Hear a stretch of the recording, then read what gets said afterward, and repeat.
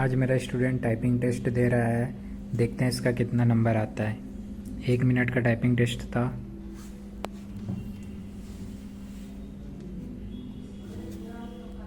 देखो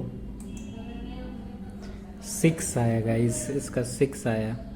ये अभी क्लास 1 में है और अभी इसका स्टार्टिंग है। सही है, 100% एक्यूरेसी है।